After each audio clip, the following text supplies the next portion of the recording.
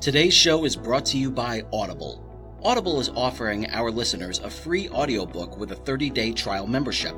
If you've never been an Audible customer and want to see what they offer, just go to www.audibletrial.com/Excelsior Journeys and browse the unmatched selection of audio programs. Download a title for free and start listening. It's that easy. Why Audible? Audible content includes an unmatched selection of audiobooks, original audio shows, news, comedy, and more from the leading audiobook publishers, broadcasters, and entertainers. And with this free 30-day trial, you'll have your pick of it all. You can hear books of all genres narrated by Jim Dale, Stephen Fry, Will Patton, Alex Hyde White, Jeff Brick, Neil Shaw, William Demerit, and even a few by me, George Sirois. So go to www.audibletrial.com/Excelsior Journeys and start your own 30-day journey with Audible today. Hey, this is John Lee Dumas of the award-winning podcast Entrepreneurs on Fire, and you're listening to the Excelsior Journeys with George Sirois. Prepare to ignite. Is there a burning desire within to share your creativity with the rest of the world? Do you insist on pursuing your passion by any means necessary? Then you are on an Excelsior journey, and you are not alone.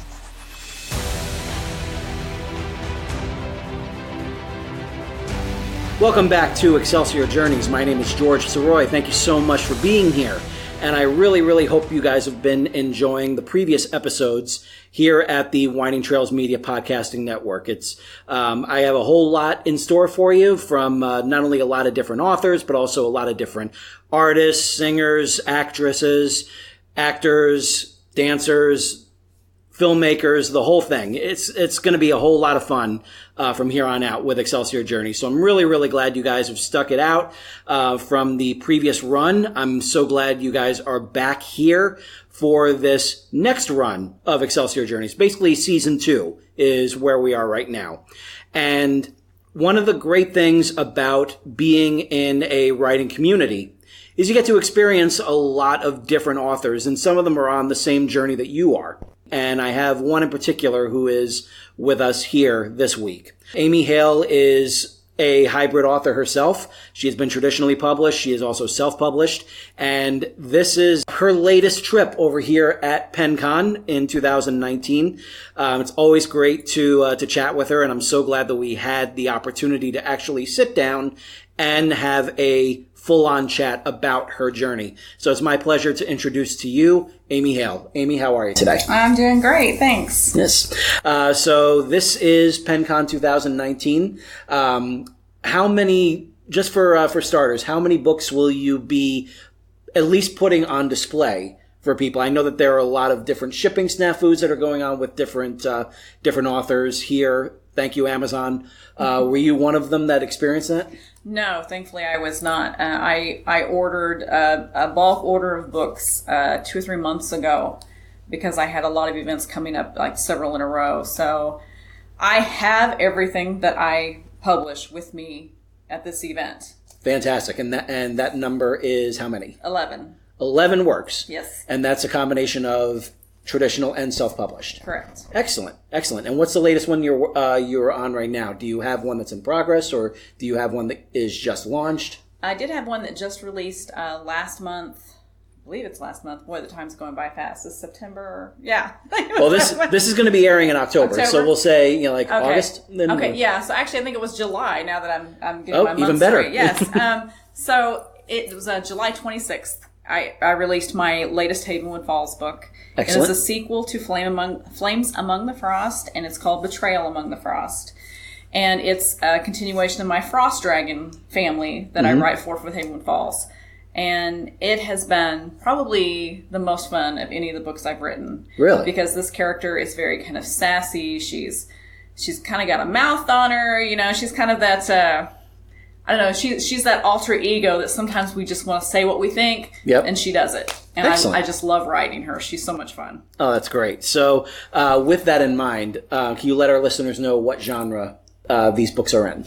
The Havenwood Falls is a paranormal romance. Okay. And each author that writes in Havenwood Falls has kind of a different spin on their characters. But yeah, it's all pretty much paranormal romance in there. Excellent. So with that in mind, you said you have a whole series that's part of this, right? Mm-hmm. You said Havenwood Falls? Yes. Now, is that just you? Is that, like involved with other people? Is that... It is a multi-author project, so it's kind of like the Kindle Shared Worlds. Okay. So I think we have 40-some authors that write for Havenwood 40? Falls. Yes. Wow. Yes, it's very big. I think there's currently 62 books out. Whoa. And there's 4 different lines. There is the Havenwood Falls, which is the new adult. Yeah. There's Havenwood Falls High, which is the young adult. Right. There's the Legends line, which is kind of the origin stories of the town. Oh, cool. And then there is Sin and Silk, which is the steamier side. And they just announced that they're now doing a Sun and Moon Academy, which is a spin-off of Havenwood Falls as well. Wow. That is so cool. I love that you actually get to play in this. It is pretty much an established universe, yes, right? Like, yes. do you have certain guidelines or anything that you're given, and then you just kind of have to write within those? Yeah. We have a World Bible. Yeah. When I started, I was one of, in the first year, I think I was one of the first 6 or 8 people that were brought on, and we had this little bitty Bible that we were just adding, information to so that everything was cohesive. And now it's huge. And every time we bring on a new author, I feel like, okay, we need to go talk them off a ledge because they open this World Bible up and they're all like, oh dear Lord, what am I looking at? Yeah. Because there's so much information now, because with each book we add to it. But yeah, we do have specific rules we have to follow. And it just depends on how your story flows, on what what path you need to take with the Bible. Okay.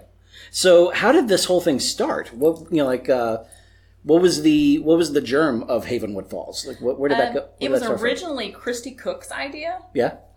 She has been wanting to do something like this a long time. I think if I remember correctly, she had some lawyers telling her, "Oh, this will be a logistical nightmare, for copyrights and blah blah blah." Yeah. She finally found someone that could work it all out.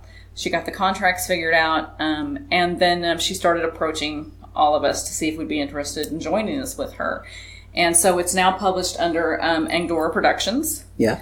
And it has been a lot of fun getting to work with all these other authors and seeing, not only writing my characters, but maybe getting to play with some of their characters in my stories, and then seeing them take my characters and put a little different spin on it, making sure it stays true to the character, but also seeing how that author views my characters. Yeah. Has been fun. So you kind of have your own MCU, basically. Very much so. Yeah. Because you look at the first 2 Guardians of the Galaxy, written by James Gunn. Then you go to Avengers: Infinity War and Avengers: Endgame, where you have the same characters, but they're written by Chris Marcus and Stephen McFeely. Yeah. And they are able to get that tone right. Yeah, it's all pulled together. Yeah. So, wow. So we're definitely going to be discussing this more. But okay. first, I want to have that experience, that lightning bolt moment from you. What was that moment that made you decide, this is the path I want to be on? This is the journey I want to take as a writer? That's a good question. As far as just becoming a writer? Yeah. Let's see. Well, I've always been writing something, telling stories. Even as a kid, I was, making up these wild stories and getting myself in trouble. Yeah. I like to tell this story that I have a friend, when I was 12, she was coming over my house to spend the night. Mm-hmm. And I just started telling this scary story. I just got this idea. So I started telling her this scary story. I scared her so bad she had her mom come pick her up. She didn't want to spend the night anymore. I love you, Paula. Thankfully, we're still friends. And we both laugh about it now. Yeah. But I think there's been little moments like that have made me think, maybe I should be writing this stuff down. Yeah. So in high school, I actually wrote my first book in high school. Oh, wow. And it was a horror novel. Yeah. And because I was a huge Stephen King fan. And Still are? Still are, yes. Yep. But I wrote my first novel. I have no idea where it's at. I can't remember what I titled it. I just remember finishing it and thinking, this is terrible, and I threw it away. You threw it away? I threw wow. it away. I wish I would have kept it, because maybe I could do something, rework it with so the knowledge just I have longhand? now. So it was just yes, longhand? it was just in a notebook. Oh. I would sit on the bus went to the tech school 30 minutes away. I did the same thing. I filled so many spiral notebooks with stories, and granted, with me, like, it was like reverse fan fiction. Mm-hmm. So I was taking my original characters and I was ripping off every movie that I'd known and just throwing different plots and even dialogue and everything in there. So I definitely know how that is. Mm-hmm. And like all that stuff found its way to the trash, and in some cases, I'm glad it did. Yeah, but I'm sure I would cringe if I went back and looked at it now. So you don't remember like the story itself? I remember like basics. This girl, I know it's like it started out with this girl waking up in a dirt basement, and she has no way to get out. I had this whole, but I don't remember much more than that. So apparently, it wasn't too memorable. Now that sounds like an interesting concept. Is this something that you would want to like explore later on? I will probably use that somewhere. Yeah, I am working on some potential horror stuff. Nice. So nice. Yeah, I'll probably do something with it. So as you started off writing horror, but that's not the genre that you would eventually go into. Right. So how did paranormal romance find its way to your heart? I've been writing nonfiction for the last 20 years. Really? And about in 2013, I was working for health magazines and that kind of thing. Okay. And it was so stressful. Yeah. It's very political. I don't think people realize how political nutrition is. It's very, very, very touch and go. Yeah. And I got tired of the stress and the nastiness and decided that I wanted to go back to fiction because that was my first love. Yeah. And with the support of my husband, he's like, just do it. You're miserable. You're not making enough money that it's going to kill us if we lose this income while you start something new. Right. So I started with fiction again, and I love romances. It's something that I've got hordes of books at home. And what's odd is they're like Regency, but it's not what I write. Yeah. I just like to read them. So I started reading those, and then I have some suspense and stuff, and I'm going through all these, and I'm thinking, I can do this. I know I can do this. So I had this one idea in my head for a suspense story, and then with a romantic twist, and I'd had it for 2 or 3 years, so that was the first thing I started on. Right. So my very first book was romantic suspense. And then I ended up, the second book, was a snippet of this weird little dream I had, and it was about a girl who could she was having like a nightmare, and she's thrashing in her bed, and things are flying around the room because of her emotional response. I woke up and I thought, I can do something with that. Yeah. It ended up being an entire trilogy that won me 3 awards a couple of years ago in an event. It's fantastic. And that's my Shadows trilogy. Yeah. And it was paranormal. So after writing that trilogy, I just realized I was in love with that kind of story. Yeah. That just really just got me fired up. So I've been pretty much doing mostly paranormal ever since. I have a couple of romantic comedies just to kind of do something different. And I love the thriller, psychological thriller horror aspect of stuff too. So I'm working on those as well. Right. Awesome. So, so you had that one horror story that obviously didn't go anywhere. Yeah. And then you decided you were going to switch over to paranormal romance. Mm-hmm. Tell us about that first book, like that first one that you were able to finally crack. What was that? What was the first draft of that? Like, what was that like? The romance or the very first book period? The very first book period. Okay, so that was my romantic suspense. Yeah. It was kind of wild because I was writing down snippets of ideas and then trying to piece them together and figure out, okay, I know I want this to happen and I know I want this to happen, but I'm a terrible plotter. I'm just going to tell you right now. Okay. I kind of know my beginning, I know my end, and then the middle's fuzzy until I get there. I'm right there with you. Yeah. I just kind of let the characters take me where they want to go, and then sometimes I have to smack them back into line, but, most of the time they just run with it and I write it down. So I got this all put together, and it took me 1.5 years to write this book, which I laugh at now because now I can write one in like 3-4 months. Oh, I'm so envious as someone who, like, the last book, it took 5 years out of me. Yeah. And my books aren't like these long epic, there is that fantasies. Yeah, not, you've got some more to yours than mine. Well, but at the same time though, like the one thing that I'm trying to do for part 3 for Excelsior is get it more along the length of book 1 rather than book 2. Yeah. Book 2 took a lot out of me. It is exhausting emotionally. I don't think some people realize how much you put into a book. Yeah. Of yourself, of your emotions, your time. you wear yourself out mentally, emotionally, and physically writing this stuff. And I have to interject with something really quickly. I was I was doing a Barnes & Noble signing just last week at this time, and there was this older customer and everything who was asking me blatantly, just like, why this particular paperback, not mine but someone else's, was $17.95, and I just didn't have the heart to tell her. It's just like, well, with everything with everything the author has done and everything that the publisher is going to be making off of that, you got to give the author something. Yeah, because there is not a lot of profit, especially when you're going through a publisher, and it's not because the publisher's bad. It's just there's so much. It's the nature of the game, because what they are doing is so much. Like, this is not to sell any publisher short, because the publisher, if it weren't for the publisher, the author wouldn't be seen. Yes. So that's, like, if the publisher wasn't a part of it, then basically the author is just writing it in, longhand in a notebook. Yeah. And who knows what's going to happen with that book? Absolutely. Yeah. So it's an emotional journey. Yeah. Definitely. So the first one gets done and everything. Now, was that one self-published, or was that traditional? That was self-published. Okay. I had this huge fear of totally being rejected. Yeah. And so I thought, you know what, I'm just going to self-publish and we'll see what the results are like, and actually did okay. I can't complain for being my first book. Right. So, and I got enough feedback that encouraged me to keep trying after that point. So, good. Yeah. Good.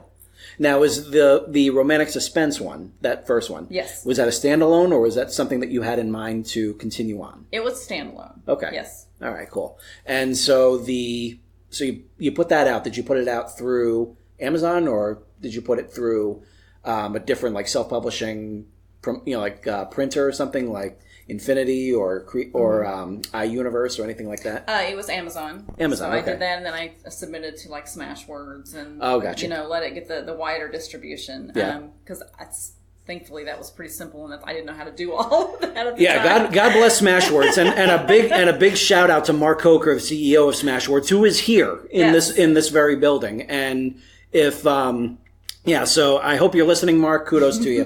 Thank you, Mark. Yes. So you have that first one.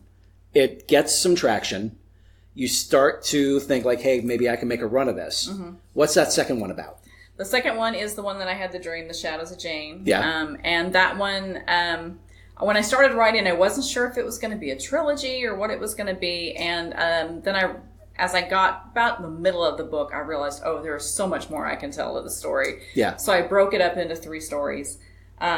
And that one was my first paranormal. And it's really funny because I really didn't read paranormal at the time. It was just kind of what came to me. And so I started putting that one together. And that one was, again, so much fun. And I enjoyed the suspense one, but this one was just very intense and very action-packed compared to my suspense one. I thought was action-packed until I started writing that one. And then I was like, oh, no, that's not quite as much. But it was just so much fun. It was like I was just like feeding this addiction. Yeah. I wanted to see Jane go through this. And then, of course, I'm feeling bad because I'm putting my characters through these terrible things. Right. Like, if this was real life, it'd be awful. Mm-hmm. But yeah, it was just very encouraging getting and of course I had beta readers. I finally figured out that I needed to have some feedback before I published. So I had some beta readers on board, and the feedback I was getting from them was phenomenal. So I thought, I'm just going to make a go of this. Yeah. And I have not looked back since. It's just been too much fun to stop. Nice. So that story, that second one, the one that becomes the trilogy, basically. What was it like just knowing that you were where did you know, like, where to leave off each book? You said you had to cut it into 3. So yeah. That's kind of an odd. It's kind of like knowing where to stop a chapter. It just kind of like naturally, I feel it out. It feels right. Yeah. And I hate to leave on such a cliffhanger that people are going to be cursing me until the next book comes out. So I try to wrap up the main part of the story, but still leave enough mystery that they're going to want to pick up book 2. That's kind of what I did with Excelsior. Like I told a complete story for both Excelsior and Ever Upward. Each one has a beginning, middle, and end, but that last page shows you where it's going next. Yeah, there is still something back in the back there that you want to know more about, and you're going to find it in the next book. Yeah. Yeah. Awesome. That is so cool. So, so as that's going on, you said that you were, getting some. You had gotten some awards. Now, was it from this, or was it something else that you were doing? It was from this Shadows trilogy. Okay. Yeah, it was one of those where it was reader voted. Okay. And it was at the Ozarks Indie Book Fest in 2017. Oh, that's great. I was up for Best Hero Shiro, Best Paranormal. I think it was Best Paranormal book, and then Best Overall Series, and I won all three of those. Wow. That's fantastic. It was exciting. That is fantastic. So how long did it take for each one to get written? Let's see. Well, after getting that very first book done and realizing how the process went, I was able to speed it up. Yeah. And of course, it helps when you don't have the self-doubt you have in your first book. You're kind of just like, okay, I got this. And you just kind of, fly through Push through it, yeah. Yeah, but I think overall, I got all three books done. Plus, I did two kind of in between. I did the two romantic comedies in between the books just to give me kind of a palate cleanser, something different. Yeah. So I basically wrote 5 books in about a year and a half. A year and a half? Yeah. Wow. Now, what's the length of each one? They run about 55,000. Okay. So they're not big books by any means, but it's enough to give you a good 6 or 7 hour read, All right. So this is something that I am really trying to get a grasp on myself, because I tend, you saw it, Ever Upward is a big book. Mm-hmm. It's over 400 pages and everything. But at the same time, the time frame where everything takes place is pretty tight. It only takes place within, I would say, like a couple of days, like a few days. The same as Excelsior, even though Excelsior is a shorter book. Mm-hmm. What's your writing style like? Because I know, if you look at, say, Stephen King, as we mentioned earlier, the big news right now, because it's out in theaters right now, is Chapter 2 of It. Mm-hmm. Now, and that is that's Chapter 2, of 2 movies, but both of those movies are comprised from a 1,400 page book. Yes. Which I read that entire book. Which, you should get a medal for that, just for getting through that. It's good arm workout, just carrying that book around. I'm sure, yeah. I've still, maintained my pride in starting and finishing 11/22/63, which is another, that's another big one. But at the same time, I read it on the Kindle, so maybe I cheated. I'm not able to do the curls as much. My arms aren't as jacked, but, well, I read in high school when Kindles didn't exist. So there you go. You had to carry it. Back in my day. Yes, back before technology. Right.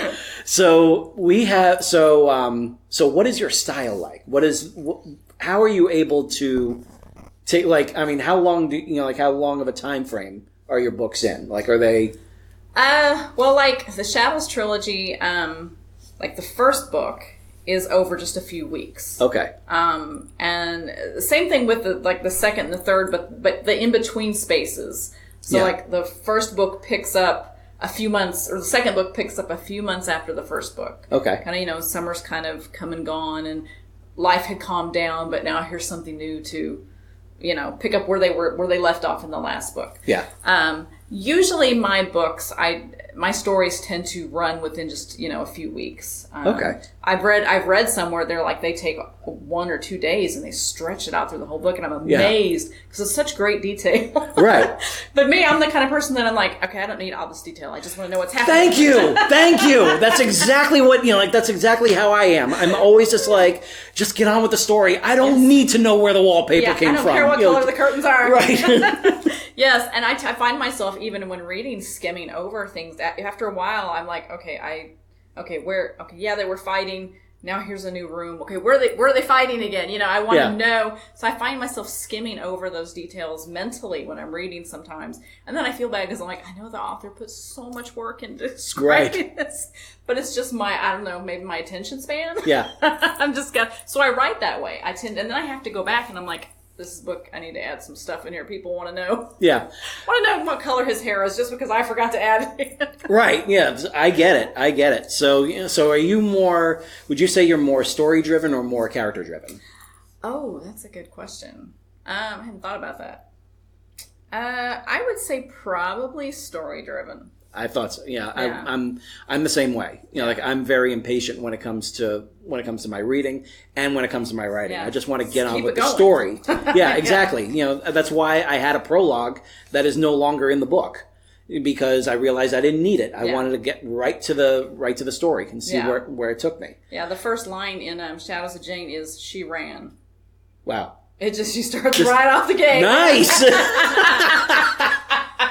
That is fantastic. That's such a great compression right there. No time. Apparently not, and that is fantastic that you're able to do that. So that's something I definitely need to learn from you. Really, I need to study your work and see how you've been able to do that, because not only do I need to get this part 3 finished in a decent amount of time, thank you, Jeff, for giving me this extension. But at the same time, it's just like, I also want it so that it's a smaller, tighter read, because I don't feel like words were wasted in Ever Upward. I'm very proud of how that came together. It's probably the best book I've ever written. Or will ever write. I don't know. Who knows? But but for this one, this particular story, it feels like it needs to be tighter. It needs to be shorter. Yeah. Some parts of stories do just seem to feel like they need to be a little more concise, just to keep the flow going correctly. Right. Yeah. Exactly. So what were the so you wind up getting the nominations for the awards. Now. And of course winning 3 of them, which is fantastic. Yeah. So what's your say on awards? Because there are so many people that are out there that, that think like awards don't mean anything. There are people that think that awards where you have to pay to enter don't mean anything. There are other ones that, that proudly showcase their awards. And, it's the same thing as like a bestseller status. What is your say on all of that? I think, if you want it, be proud of it. And because someone thought you were worthy of it. It may not be, an Oscar or a Grammy or whatever. And like with mine was voted on by readers. Yeah. But apparently there was enough of them that despite everyone and I was in with a really good group of authors that I was honestly shocked, because I did not expect them to call my name when they announced the winners. But I think, whatever the reason, if you want it, be proud of it. Same thing with bestseller status. It, may not be New York Times, but if you hit number 1 on Amazon or whatever, enjoy it, use it. Thank you. It's a great marketing. Yeah. I can't tell you how many times I've been at an event and they'll be looking at my trilogy and then I'll mention I won 3 awards for it, and it kind of changes the way they look at it suddenly. Yeah. And it's not dishonest, because I did win them. Maybe it wasn't some big prestigious, event or whatever, but I still won them. I was still nominated. Yep. I was still voted on. And I'm very, very proud of them. Excellent. Yeah. I feel the same way, because like when Reader's Favorite gave From Parts Unknown a 5-star award, I made sure that was not only like going on the book, but that was like going on the print. Yes. That was going to be printed absolutely. into the cover. Yeah. And especially considering that one. That one's always like the redheaded stepchild of my library, because like it's the one that was self-published. It's the one that people told me that I should self-publish because it's such a niche market. Yeah. But at the same time, it got that. Yeah. Excelsior didn't get that. And I didn't try Forever Upward, but but at the same time, like I feel like I'm proud of that. Yeah, absolutely. And the same thing with Excelsior, because Excelsior got a BookBub promotion, and it's that's hard to get. And thank you again, Jeff at Aloris Publishing, for making that happen. Because once it went wide, all of a sudden BookBub started looking at it, and they agreed it should get a feature deal. Yeah, absolutely. And sure enough, like it sold enough in the U.S. on Amazon to reach number 1 over there, like in a category, and then it reached number 1 in 3 categories in Amazon Canada.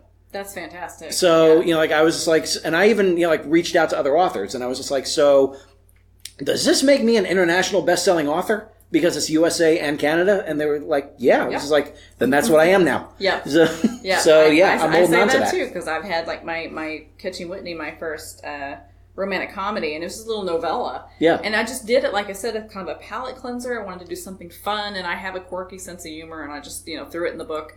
And I hit, I think, number 12 in Canada.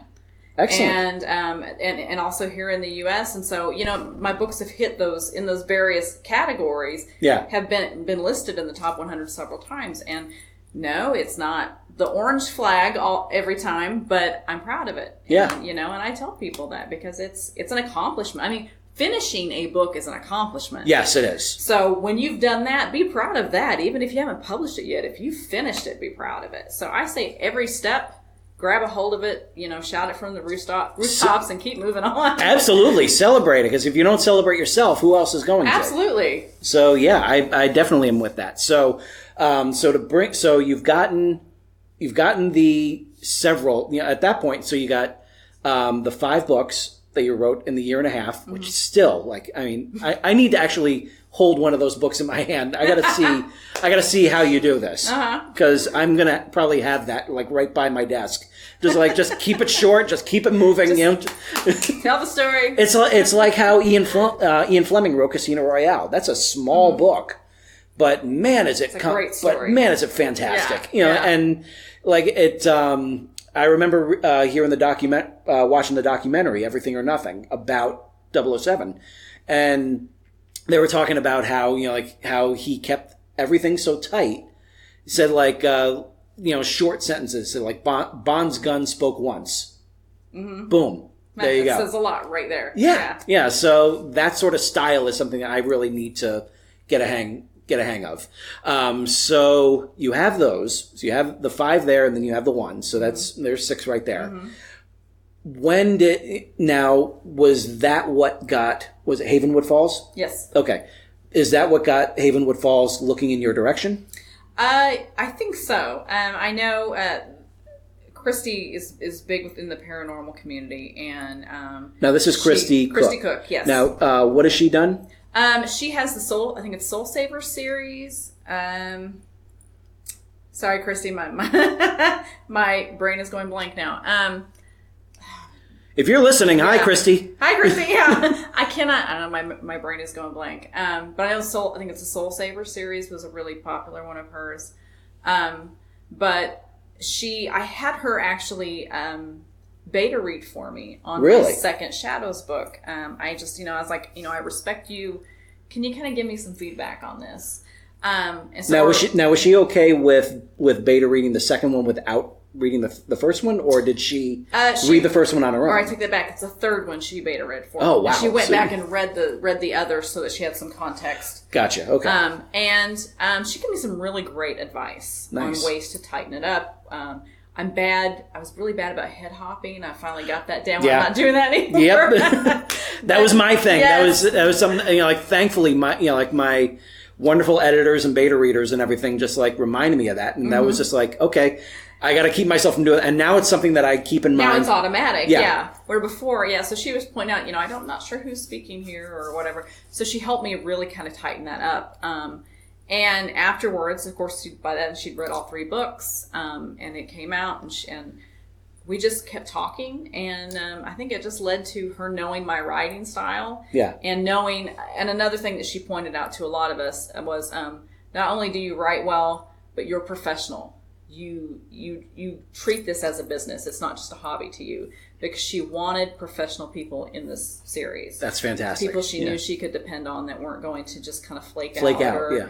Or are like, I don't feel like doing it, Right. Because we all take it very seriously. We all have deadlines, we all have that urge, really just get it out there. Yeah, committed to making this work. And that's what she wanted. And that's the beautiful thing about just being at PennCon. Mm-hmm. You are surrounded by everyone who is just as committed as you are. Yeah. And in some cases, a lot more. Yeah. It's still just amazes me just the kind of content and the amount of content that so many people are churning out. 11 books, and that's amazing. That's still that blows my mind and everything. Just so, and it's all quality stuff. Mm-hmm. You're not just throwing it out there. You're not just using your NaNoWriMo draft and saying, there it is, go Amazon. Yeah, I'm very, very picky that way, which is a good thing. But and of course, my first book to now, I've learned a lot. I believe that, with each book I get better and I improve. So I look back at my first book and I think, sometimes I see things I want to go fix real, Yep. But then I also know, okay, no, I need to keep moving forward. I could spend years going back and fixing little things in each book because as you learn, since you see so many things, but I have to keep myself from wanting to do that. Oh yeah. So Christy Cook, she's your beta reader. Mm-hmm. What happens next? When does she drop Havenwood Falls in your lap? So she mentioned Havenwood Falls, among a group of friends at one point. And I saw her start making these announcements that, Angdor Productions is going to be creating this world. And we brought on Tish Sawyer, Susan Bordorf. I mean, she just started naming all these people. And I'm like, oh, this is this is going to be awesome. I can't wait to read these. And they're all here, aren't they? Like, I know Tish is. Yes, Tish is. I think Susan's going to be here just kind of walking around this weekend. Excellent. But yeah, we have a lot of Havenwood Falls authors here. That's so cool. Stacey Rourke. Yeah. That's right. Stacey Rourke is too. So yeah. So we have a lot of us here, and out of nowhere, I get this message in my inbox from Christy, and she's like, "Hey, would you be interested?" And of course, I'm like, "Yes." Now, did you have something in progress when you were being courted, or is this something that you just happened to be between projects? It happened to fall just at the right time. I think I had just finished promoting my last one in the trilogy. Yeah. And I was doing just kind of a little side project. There's a character that people just love in the trilogy, but he's a side character, and they wanted his side of the story. So I was slowly putting together this little fun novella that, I thought, I'll throw it out there for the people that really want it. So I was kind of picking at that when she contacted me. So then, of course, that got shoved to the side. I was like, "Oh yeah, that's okay. I can do this later." And then we started discussing, what I was going to write about. She had me submit a proposal, and we, go through the whole thing, and then they sent me contracts, and I was officially on, and I was like so excited. And it's funny now because I hear her say it blows her mind because now there's writers that their wish list or their bucket list is to write for Havenwood Falls. That's so cool. And that's awesome. That is so cool. Like that. So you said there are 62? I think we have 62 now. That's one a amazing. Week. It gets one a week. Yeah, there's a book a week released. Wow. And now we have Sun Moon Academy, so that's even. Now, how much time do you get? Like, what's your allotted time space to finish a book? Usually, I think I've had about 6 months every time because we go through, the proposal, signing the contract, and then we start setting up the dates where we have to have first draft. And she uses Asana, the program Asana, to keep everything organized. So we'll get notifications. Okay, reminder. Oh, nice. First draft is due, in a month. Or, we're going to start promoting here. Make sure you have your newsletter. So, she keeps us, I don't know how she does it. She's amazing. Yeah. She keeps everything organized so that we kind of stay on track. Yeah. It's, there's so much, to keep up with. And her, like I said, we had about 6 months, I think, with each book. Yeah. We planned it far enough ahead that I had time to kind of feel it all out, have my beta readers get to it. And, go through the whole process because I had the editing and then another round of editing and then proofreading and then formatting. And, it takes a while, especially when you have that many authors involved. She has to juggle all of that. So we have to give plenty of time to get all that done. Oh, absolutely. So, when do you have like something that you're pitching, or do you have like, does Christy have like a certain set things that she like certain type of story that she wants in there, or? It's usually just what you're pitching. Yeah. So, I mean, there's obviously like, she'll say, we need some Havenwood Falls. We need some Havenwood Falls High. Who's interested in doing what? Yeah. And I've written for High and for Havenwood Falls. So it was kind of fun doing the YA characters because I'd never done that before. But yeah, you just tell her your ideas. You write out your pitch. You send it to her, and if she feels like it'll work, we lay out all of the details in the contract, and then go from there. But yeah, she pretty much leaves a lot of creativity up to us, and that's nice. Yeah. What was that first one like when you finished it? You know, it was amazing. Yeah. Because again, I'm used to having to be the one that does everything. Yeah. With self-publishing, you've got to make sure the covers and blah, blah, blah. Oh, and yeah. It was so nice to send it off to an editor and know that, okay, do I have enough in my account to pay my editor this week?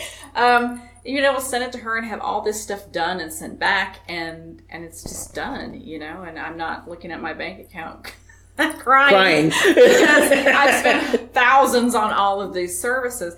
And she wrote us out a very fair contract for our compensation. Oh, good.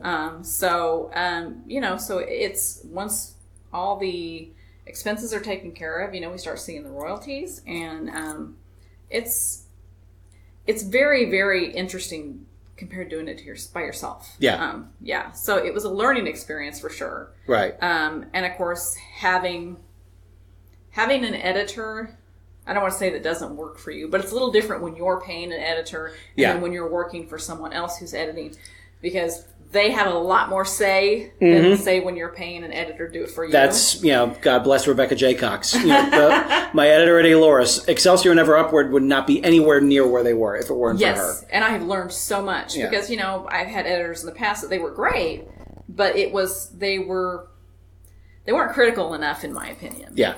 I think they probably should have smacked me around a little Yeah, more. Rebecca comes with a sledgehammer. Yeah, and she uses it. And she uses it very well.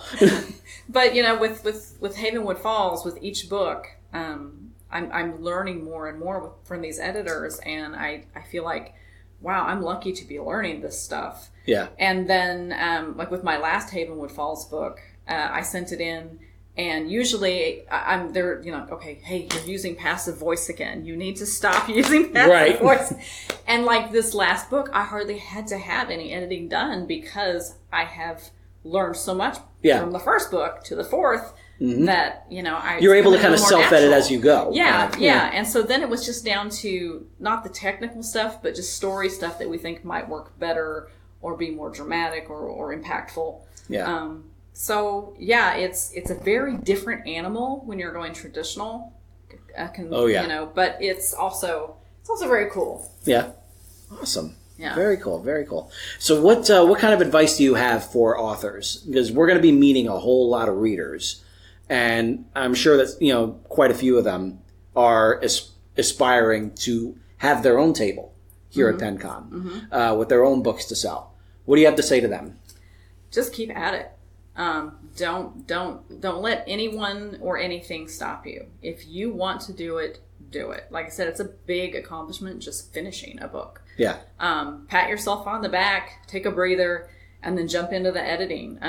Ask for advice. There are so many of us that are happy to share information. Yeah. Because where would we be if somebody didn't share information with us? Exactly. Yeah. So I'm happy to, as my friend Brian says, rising tides. We help each other, and we all are lifted. Right. So, but yeah, definitely just keep at it. I think that's everybody's biggest obstacle when they're getting into it is giving up before they're done. Yeah. Yeah. And so where can our listeners find you on social media? So my website is authoramyhale.com, and it's pretty much the same thing everywhere, author Amy Hale. So H-A-L-E by chick. Yes, H-A-L-E. Yep. So yes, so Facebook is author Amy Hale, Twitter author Amy Hale, Instagram author Amy Hale. Excellent. And then I also have a readers group on Facebook that is called Hale's Angels. That's fantastic. We love playing with that name a lot. That is one of the best names I've ever heard for a group. That is fantastic. And our motto is give 'em Hale. So we have a lot of fun in the group. It's not a real big group. I'm sure it's a big hit in the South. But we have a lot of fun with it. My husband and I try to do weekly live chats with the readers. Oh, nice. We do like giveaways and special stuff just for the group. Yeah. And it's a lot of fun in that group. So if anybody's interested and you want to join us, you don't have to have read my books. We talk books in general. Mm-hmm. So, if you just love to read and you want to goof off and you don't mind a little bit of off color here and there, come join us. Because, some of us say things and then realize we shouldn't have said them. But like, oh, that didn't come out right. But anyway, Yes. A little bit of perverted mind sometimes. That's celebrated here. So yeah. Oh, that's awesome. But yeah, we have a lot of fun in that group. So we're, I have a couple of questions just for you to answer, just to keep spammers out. Yeah. So, join us there. Yes, by all means. Yes. Join up with the Hales Angels.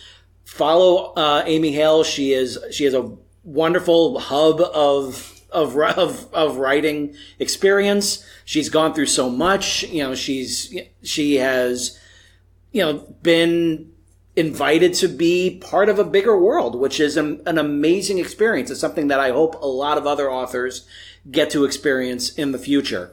And as we said before, whatever your accomplishments are, by all means celebrate them, because if you don't, nobody else will. So I want to thank Amy for being such a great guest for this episode. I want to thank all of you for listening. By all means, you can keep on subscribing to us, I hope.